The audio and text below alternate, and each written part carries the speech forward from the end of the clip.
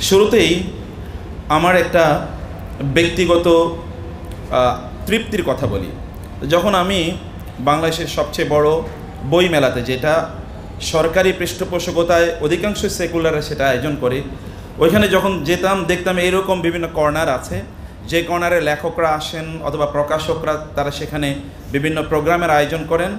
সেখানে কোনো বইয়ের মোড়ক উন্মোচন হয়, ইত্যকার আরও অনেক ঘটনা ঘটে। ভাবতাম কবে ইসলামী ঘরানা এরকম একটা আয়োজন করবে।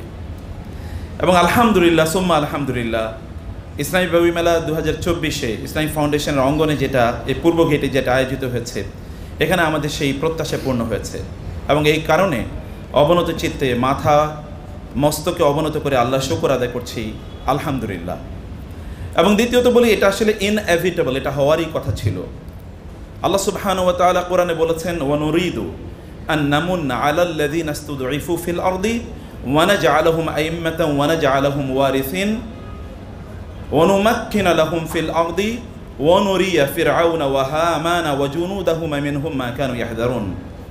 এভাবেই জমিনে যাদেরকে দুর্বল করে রাখা হয়েছে, আমি চাই এই জমিনের মালিক তাদেরকে বানিয়ে দিতে এবং এই জমিনের নেতা তাদেরকে বানিয়ে দিতে। এটা আমার প্রত্যাশা, আল্লাহ তাআলা বলছেন। এবং আল্লাহ বলছেন যে জমিনে আমি তাদেরকে সবচেয়ে শক্তিশালী বানাবো এবং ফেরাউন এবং হামানের তাদের সময়কার অথবা পরবর্তী তাদের যে উত্তরসূরি এবং তাদের সৈন্যরা, তাদেরকে দেখিয়ে দেব তারা যেটা আতঙ্ক অথবা যে আশঙ্কায় তারা ছিল, সে আশঙ্কা যে সত্যিকার বাস্তবায়িত হবে, এটা তাদের চোখের সামনে আমি দেখিয়ে দেব। এবং সত্যিকার অর্থে ইসলামকে অথবা ইসলামিক আয়োজনগুলোকে দমিয়ে রাখার জন্যে কি প্রাণান্তকর প্রচেষ্টা আমরা দেখেছি। কিন্তু গত 2 মাসে আমরা দেখেছি 16-20 বছরের প্রচেষ্টাকে আল্লাহ সুবহানাহু ওয়া তাআলা দুমড়ে মুচড়ে বঙ্গোপসাগরে ফেলে দিয়েছেন। এখন চারিদিকে কেবল ইসলামের জয় জয়কার।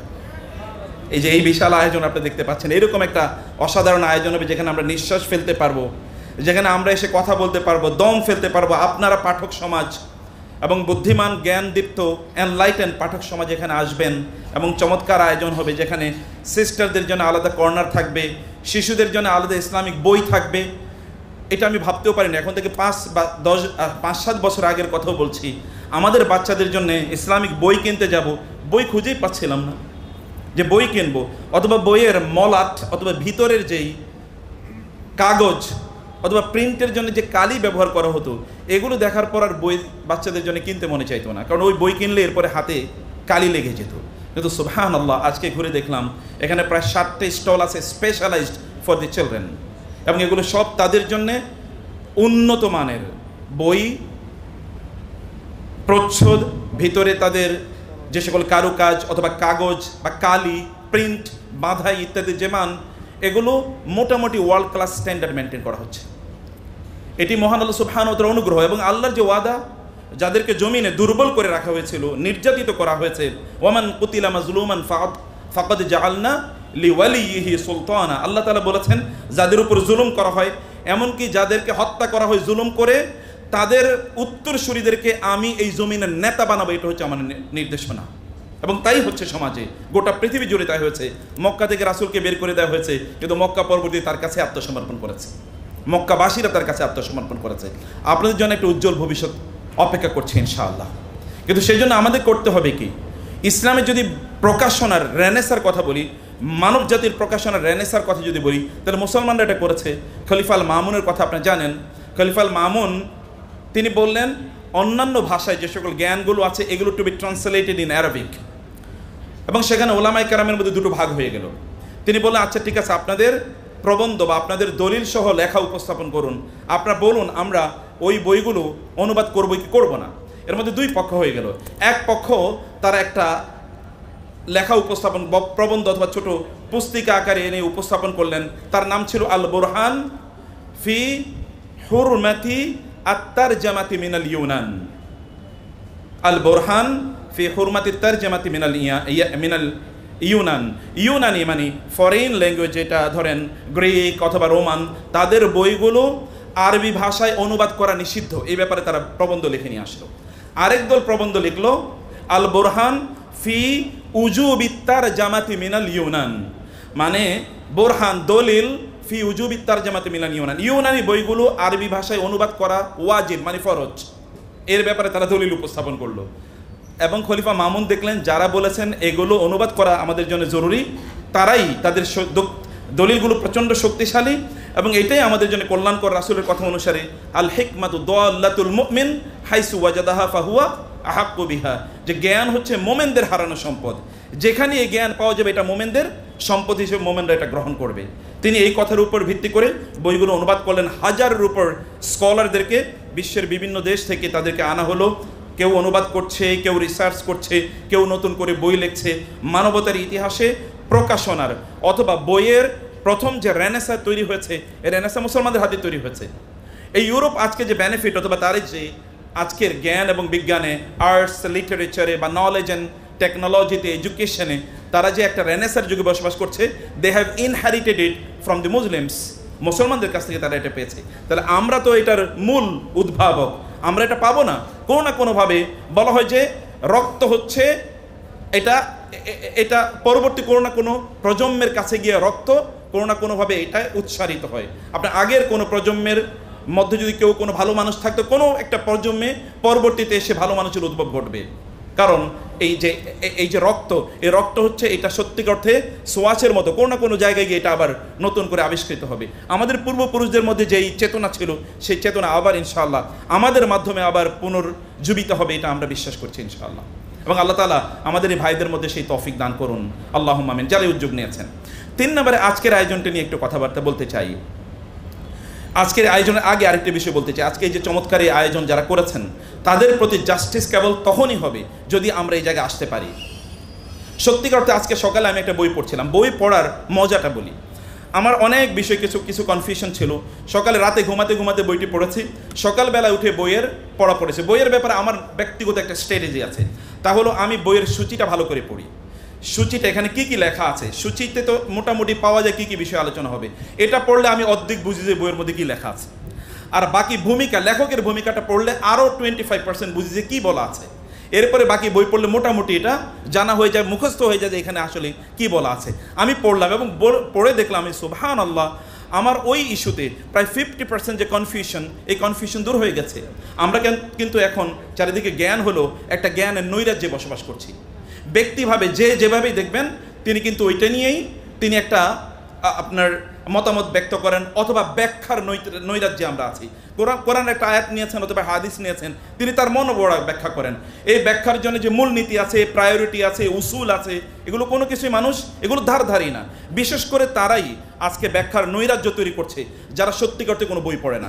কয়েকটা ভিডিও লেকচার শুনেছে কয়েকজন শেখের অথবা কয়েকজন স্কলারের, এই লেকচার শোনার পরে তিনি মনে করেন আমি তো এবার পণ্ডিত।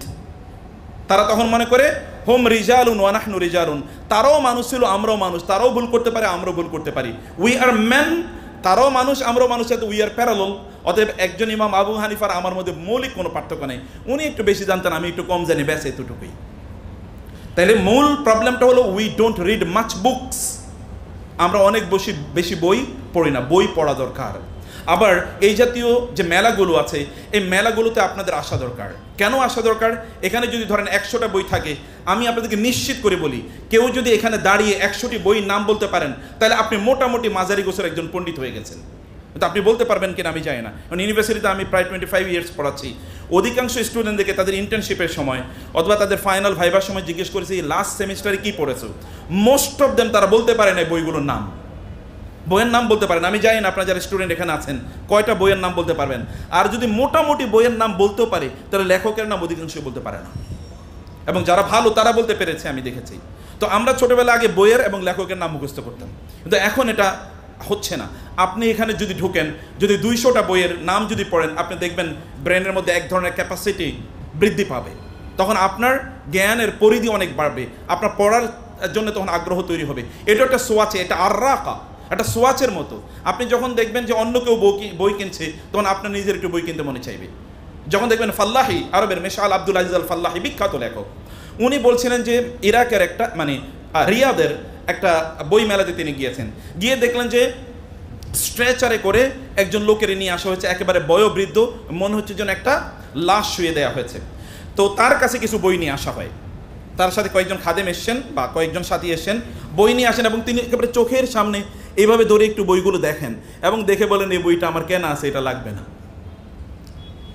মিশাল আব্দুল আজিজ আল ফাল্লাহি বলেন, আমি এই ব্যক্তিকে দেখে সেই দিন আমি উৎসাহিত হয়েছি যেন যদি বইয়ের পাঠক হতে হতে তাহলে এমন পাঠকই হওয়া উচিত।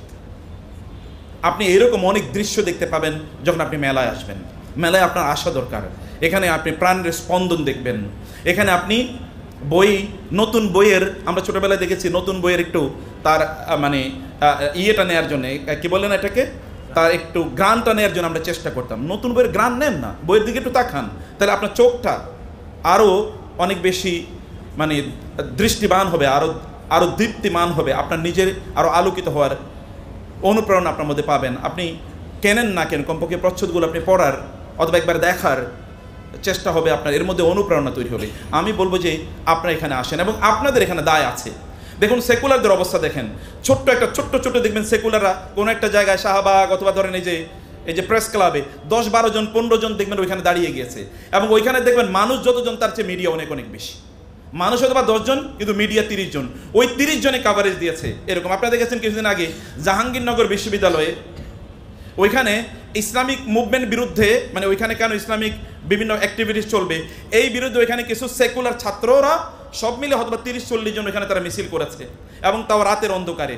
এটা কিন্তু বাংলাদেশের লিডিং টেলিভিশন চ্যানেল অথবা আপনার পত্র পত্রিকাগুলো স্পন্সর করে এগুলোকে বুস্টিং করেছে, যে ওই ইসলাম এর রিভাইভাল এর বিরুদ্ধে ওইখানে আন্দোলন চলছে বা এমন এমন কথাবার্তা।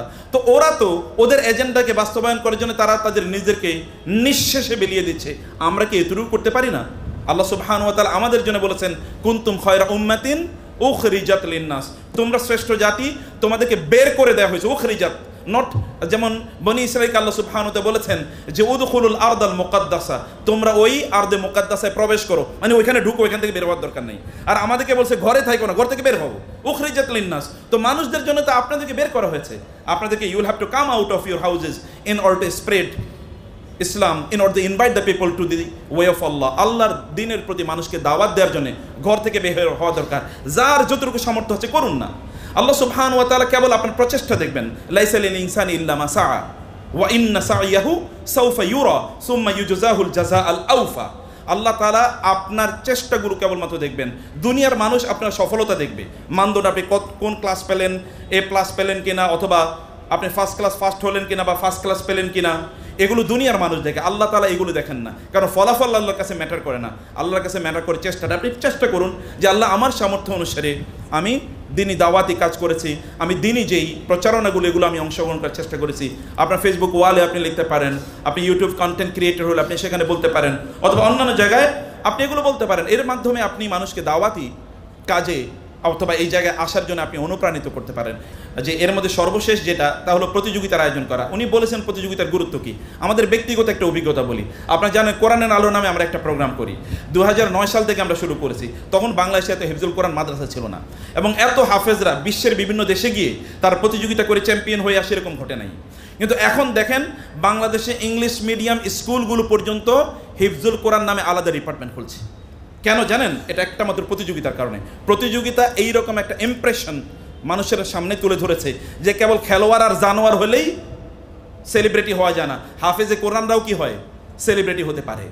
বুঝতে পেরেছেন? এখন তো ওরা তার সেলিব্রিটি, কিন্তু এর প্যারালালি যে ইসলামিক সেলিব্রিটিজম আছে, যদিও সেলিব্রিটিজম শব্দটা নেগেটিভ, কিন্তু তারপরে আমি বলি এই ওয়ার্ল্ডে আর আমাদের ছেলেরাও তারা বা মেয়েরাও তারাও যেন সেলিব্রিটি, তারাও যেন ওদের চেয়ে অনেক অনেক বেশি মর্যাদাবান। এটা তো দেখানো দরকার, মানুষ দেখতে চায়। ফাসায়ারাল্লাহু আমালাকুম ওয়া রাসূলুহু ওয়াল মুমিনুন, মানুষ আসলে আমাদের কাজ দেখতে চায়। অতএব এটা এই প্রতিযোগিতা মানুষের মধ্যে অনুপ্রেরণা তৈরি করে। সন্দীপন এই অনুপ্রেরণার কাজই তারা করেছে। প্রায় এখানে 200-র উপরে রাসূলের উপর আর্টিকেল এসেছে। এটা বিশাল একটা বিষয়। আর রাহিকুল মাকতুম আপনারা জানেন, এটা তো আসলে একটা প্রতিযোগিতার কি চ্যাম্পিয়ন হওয়া একটা বই। অতএব সন্দীপনের মাধ্যমে এরকম একটা কিছু বের হয়ে আসবে, এটা আমরা প্রত্যাশা করি ইনশাআল্লাহ। রাসূলুল্লাহ সাল্লাল্লাহু আলাইহি ওয়াসাল্লামের তার জীবনী লেখা, তার কবি হাসান বিন সাবিত বলেছেন, মা ইম মাদাহতু মুহাম্মাদান বিমাকালাতি ওয়ালাকিন মাদাহতু মাকালাতি বিমুহাম্মাদি। আমি আমার কবিতায় মুহাম্মদ সাল্লাল্লাহু আলাইহি ওয়াসাল্লামের নাম উল্লেখ করে মুহাম্মদের কোনো প্রশংসা করছি না, বরং আমার কবিতায় তার নাম উল্লেখ করে আমার কবিতার প্রশংসা করছি। কারণ তার নাম উল্লেখ করার মাধ্যমে আমার কবিতাটা সুবাসিত হবে, মানুষের কাছে সমৃদ্ধ হবে। রাসূল ইসলামের জন্য যারাই কাজ করে তারা এই পৃথিবীতে সম্মানিত হবেই হবে। মান সাল্লা আলাইহি ওয়াহিদান সাল্লাল্লাহু আলাইহি আশরান। আমি এই জন্যে এখানে যারা আজকে চ্যাম্পিয়ন অ্যান্ড রানার্স আপ হয়েছেন এবং অন্যান্য ক্যাটাগরিতে যারা পুরস্কার জিতেছেন তাদের জন্য অন্তঃস্থল থেকে কৃতজ্ঞতা, এবং এই সফলতার জন্য আপনাদেরকে জান্নাতুল ফেরদাউসে রাসূলের সাথে থাকার মতো মর্যাদা পৌঁছে দেন। আল্লাহ সুবহানাহু ওয়া তাআলা সেই তৌফিক আমাদের সবাইকে, এই মর্যাদা আল্লাহ সুবহানাহু ওয়া তাআলা সবাইকে দান করুন। আল্লাহ সুবহানাহু ওয়া তাআলা যেন আমাদেরকে সত্যিকার অর্থে তার দিনের জন্য কাজ করার এবং আমাদের কাজগুলো যেন আল্লাহ তাআলা কবুল করে নেন, আল্লাহ তাআলার কাছে সেই ফরিয়াদ জানাচ্ছি। আমিন। হাদা ওয়া সাল্লাল্লাহু সুবহানাহু ওয়া তাআলা আলা নাবিয়িনা মুহাম্মদ ওয়া আলা আলিহি ওয়া সাহবিহি আজমাইন। সুবহানাকাল্লাহুম্মা ওয়া বিহামদিক আশহাদু আল্লা ইলাহা ইল্লা আনতা আস্তাগফিরুকা ওয়া আতুবু ইলাইক। ওয়া আসসালামু আলাইকুম ওয়া রাহমাতুল্লাহি ওয়া বারাকাতুহু।